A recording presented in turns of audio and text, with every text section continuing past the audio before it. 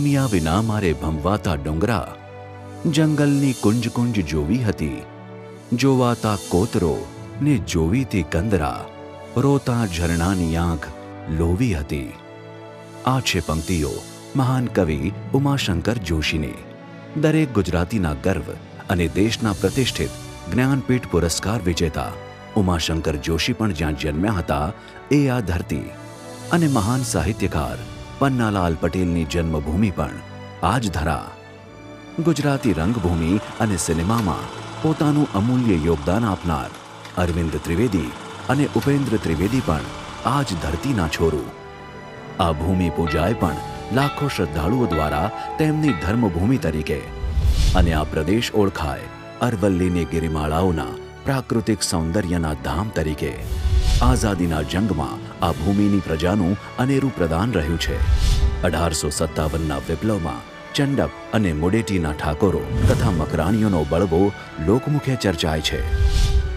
વિજયનગરની પોળોના જંગલો આજે મિની કાશ્મીર તરીકે ઓળખાય છે.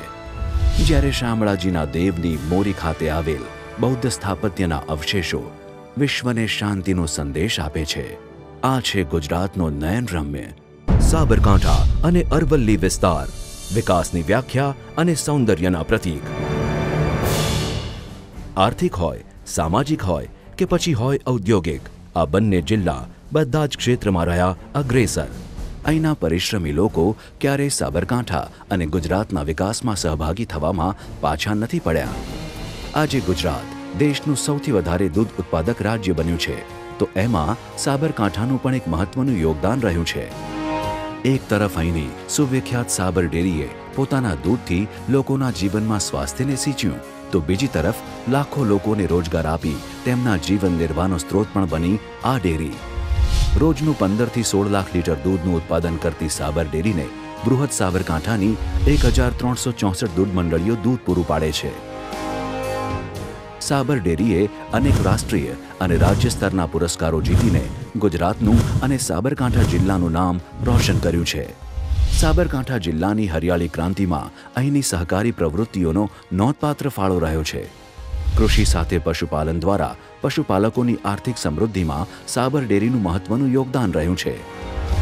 એક બાજુ દૂધ ઉત્પાદન ક્ષેત્રમાં સાબરકાંઠાએ રાષ્ટ્રમાં અગ્રીમ સ્થાન હાંસલ કર્યું છે, તો બીજી તરફ રાષ્ટ્રના પશુપાલન ઇતિહાસમાં પણ એક ક્રાંતિકારી પગલું લેવાયું જ્યારે અહીંના અકોદરા ગામમાં રચના કરવામાં આવી દેશની સૌપ્રથમ એનિમલ હોસ્ટેલની, જેમાં 36 કેટલ શેડ 215 પશુપાલક પરિવારો દ્વારા લોકભાગીદારીમાં સંચાલિત છે. એ ઉપરાંત સખી મંડળની સ્ત્રીઓ ગોબરથી વર્મી કમ્પોસ્ટ ફર્ટિલાઇઝર પણ તૈયાર કરે છે. અને એટલું જ નહીં, ઊર્જાની જરૂરિયાત પૂર્ણ કરવા ગોબર ગેસનું સુયોજન કરવામાં આવ્યું છે. આ જિલ્લાના વિકાસમાં જેટલો ફાળો દૂધ ઉત્પાદન અને પશુપાલન ક્ષેત્રનો છે, એટલો જ ફાળો કૃષિ ક્ષેત્રનો પણ છે. વર્ષ 2005-2006માં 5,17,800 મેટ્રિક ટન અનાજનું ઉત્પાદન કરી રાજ્યનો સૌથી વધારે અનાજ ઉત્પાદન કરનાર જિલ્લો સાબરકાંઠા. રાજ્યના કુલ બટાકા ઉત્પાદનમાં 10%થી વધારે ફાળો આપનાર જિલ્લો પણ સાબરકાંઠા. ઇન્ડિયન જુજુબ અને દાડમનું સૌથી વધારે ઉત્પાદન કરનાર જિલ્લો પણ સાબરકાંઠા. આજે ગુજરાત દેશની બીજી હરિયાળી ક્રાંતિનું નેતૃત્વ કરવા જઈ રહ્યું છે, તો એમાં સાબરકાંઠાનું યોગદાન પણ સૌથી વિશેષ છે. અને એ જ રીતે રાજ્યના ઔદ્યોગિક ક્ષેત્રમાં પણ આ જિલ્લો અગ્રેસર છે. આર્થિક રીતે ધમધમતા આ જિલ્લામાં આજે 8,000થી પણ વધારે લઘુ ઉદ્યોગો કાર્યરત છે, જે 34,200 લોકોને રોજગાર પૂરો પાડી રહ્યા છે. 42 મધ્યમ અને મોટા ઉદ્યોગો આજે ધમધમે છે આ જિલ્લામાં. આ જિલ્લાની અન્ય એક ઔદ્યોગિક ઓળખ એટલે અહીંનો સિરામિક ઉદ્યોગ. અને આ જિલ્લો સિરામિક ક્ષેત્રમાં પણ ધરાવે છે ₹500 કરોડથી વધારેનું રોકાણ. પ્લાસ્ટિક અને પ્લાસ્ટિક ઉત્પાદનોને લગતા ઉદ્યોગોમાં પણ થયું 900 લાખનું રોકાણ. ઉદ્યોગો અવિરત ચાલતા રહે અને તેના પગલે રોજગારી ઊભી થાય તે માટે વિકાસની ઊર્જા પૂરી પાડી રહી છે જ્યોતિગ્રામ યોજના. જ્યોતિગ્રામ યોજના નૂતન પ્રભાતના પ્રકાશ થકી ગુજરાતના નકશા પર ફરી ચમક્યો સાબરકાંઠા જિલ્લો. વિશ્વનું આકર્ષણ અને એશિયાનો સૌથી મોટો સોલાર પાવર પ્લાન્ટ પણ અહીંયા જ. આજે દેશમાં ઉત્પાદિત થતી અંદાજિત 900 મેગાવોટ સૌર ઉર્જામાંથી 600 મેગાવોટનું ઉત્પાદન એકલા ગુજરાતમાંથી થાય છે. ગુજરાત આજે દેશના સૌર ઉર્જા ક્ષેત્રમાં આગેવાન છે તો એ ખ્યાતિનું ભાગીદાર પણ સાબરકાંઠા જ છે. માત્ર વિકાસનું ધામ જ નહીં, ધાર્મિક શ્રદ્ધાનું પણ ધામ છે સાબરકાંઠા જિલ્લો. અહીંના ખેડબ્રહ્મા ખાતેનું અંબાજી મંદિર દેશભરની શ્રદ્ધાનું કેન્દ્ર બન્યું છે. તો કાળિયા ઠાકોર જ્યાં બિરાજે છે તે શામળાજી મંદિરનો અનેરો મહિમા છે. રાજ્ય સરકાર દ્વારા કરોડોના ખર્ચે આ આસ્થાના પ્રતીક સમા મંદિરને નવપલ્લવિત કરાઈ રહ્યું છે. દેવની મોરી નામના આ પાવન સ્થળે તો વળી વિશ્વને શાંતિ અને અહિંસાનો સંદેશો આપનાર બૌદ્ધ ધર્મના અવશેષો મળી આવેલ છે. દર વર્ષે લાખો શ્રદ્ધાળુઓ કાળિયા ઠાકોરના તીર્થધામ શામળાજીના દર્શન માટે ઉમટી પડે છે. સાબરકાંઠાનો પોશીના ટેરાકોટા પાર્ક પણ ખાસ આકર્ષણ છે. અહીંયા હજારો માટીના ઘોડાઓ સીધી કતારમાં ઊભા રહી પોતાના ભગવાનને પ્રાર્થના અર્પણ કરી રહ્યા હોય એવી પ્રતિમાઓ બનાવેલી છે, જેને જોઈને દંગ રહી જવાય છે. આ જિલ્લો વીરેશ્વર, શરણેશ્વર અને બ્રહ્મા મંદિર જેવા ધામોથી શોભાયમાન છે. અને અહીંના પોલો ફોરેસ્ટ જેવી વનસ્પતિ, પ્રાણી સૃષ્ટિ અને ઐતિહાસિક વારસો ધરાવતા પ્રવાસન ધામ ભાગ્યે જ ક્યાંક જોવા મળે છે. આ સ્થળ આજે ગુજરાતનું એક મહત્વનું ઇકો ટુરિઝમનું સ્થળ પણ બન્યું છે. તે ઉપરાંત સપ્તેશ્વર મહાદેવનું મંદિર, ઝાંઝરીનો ધોધ તેમજ વત્રક ડેમ જેવા સ્થળો પણ રાજ્યભરના અને બીજા રાજ્યોના પ્રવાસીઓને આકર્ષે છે. સાબરકાંઠાનું યુવાબળ વધારે તાલીમબદ્ધ અને સક્ષમ બનીને રાજ્યના વિકાસમાં પોતાનું અમૂલ્ય યોગદાન આપી શકે તે માટે પાછલા દશકમાં અહીં અનેક ક્ષેત્રની કોલેજો અને શિક્ષણ સંસ્થાઓ કાર્યરત થઈ છે. આજે આ જિલ્લામાં સરકારી પોલિટેકનિક, એન્જિનિયરિંગ, ફાર્મસી, 23 આર્ટ્સ અને કોમર્સ કોલેજો કાર્યરત છે. એટલું જ નહીં, પશુપાલનમાં રિસર્ચ માટે કામધેનુ યુનિવર્સિટીની પણ સ્થાપના કરવામાં આવી છે.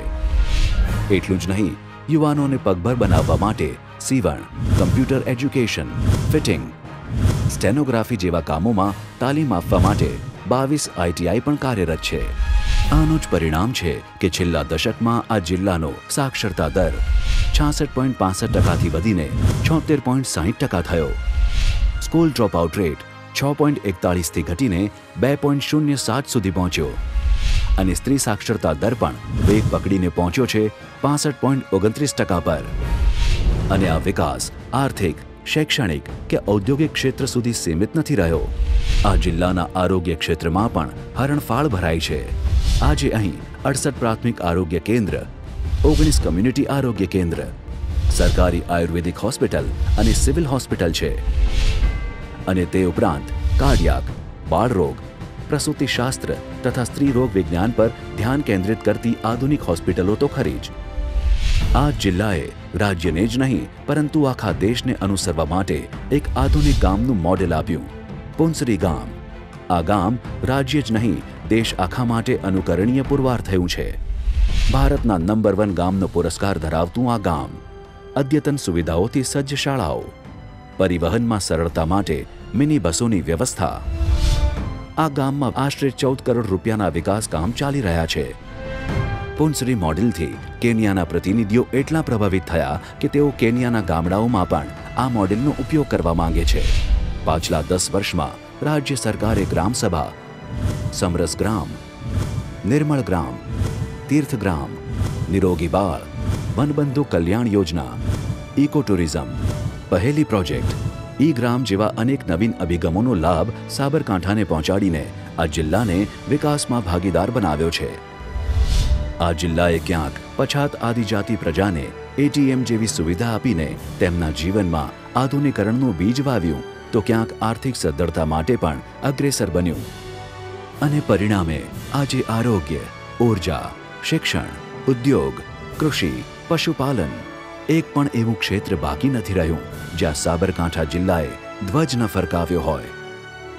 માટે જ આ 26 જાન્યુઆરી 2014ના રાષ્ટ્રીય દિવસે થશે ધ્વજવંદન સાબરકાંઠાની ભૂમિ પર. જય જય ગરવી ગુજરાત, જય હિન્દ.